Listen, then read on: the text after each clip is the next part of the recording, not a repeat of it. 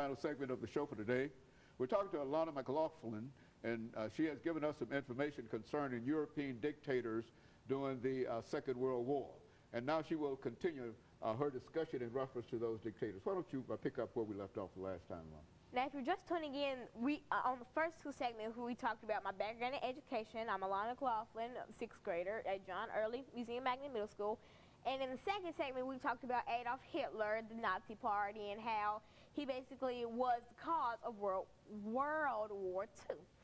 Now, in the third segment, I told you that I'd talk about Joseph Stalin and Mussolini.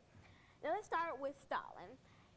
He was, when you rank these three men, basically, Mussolini would be like kind of the man in the middle. Like he wasn't, well, not Mussolini, but Stalin, I mean. He wasn't like the worst dictator, and they'd never be the best. But I mean, like in these three, like rating them about how bad they were, Adolf Hitler would be at the bottom, then it'd be Stalin, then it'd be Mussolini, because Mussolini basically caused the most trouble. Now Stalin, he's basically the same as Adolf Hitler, but in a different form, had a different mindset, and so many other things wrong with him. Now, Joseph Stalin actually grew up a fighter. Like in his, when he was a teenager, he had a history of being reckless, and he used to bully children, and even in church, he'd make children cry. He'd pinch them just for the fun of it. And he actually got kicked out of the school for stabbing somebody.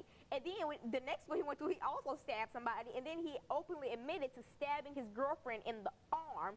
And these other people, he stabbed them in the hand. I mean, think of how painful that must be. And then he openly admitted that he stabbed his girlfriend in the arm. So he grew up a violent youth and then grew up to be an even more violent person. So those are some of the fun facts that I learned about Joseph Stalin over the weekend. And now let's get into the real stuff.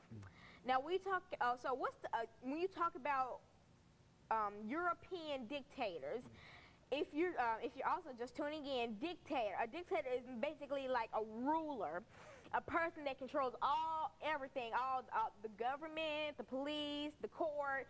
He controls everything, and then dictators also took away something from citizens, 3 things from citizens: the 13th, 14th, and 15th Amendment, the right to vote, the right to be free, and the right to be a citizen. They had no rights. It's basically like how African Americans were in segregation, but much, much, much, much, much worse. Because, I mean, when African Americans, they were beaten to death, and I mean, the Caucasian community didn't really care. I mean, because that's what they thought should happen to us.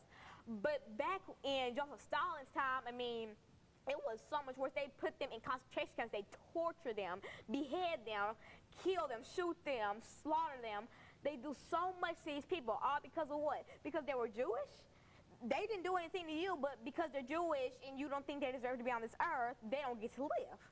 I mean, who are you to say that somebody doesn't get to live or does get to live? I mean, what? And so, yeah, it's kind of a comparison. Like, blacks and segregation is almost how Jewish people were to the Holocaust and World War II, and all these dictators taking away their 13th, 14th, and 15th Amendments. And now Mussolini.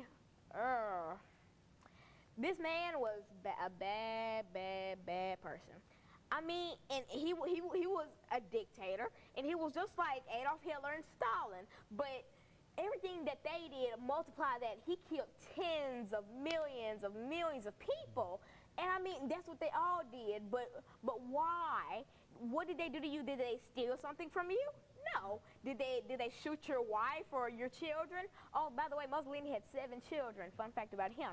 But anyway, did they shoot one of your children?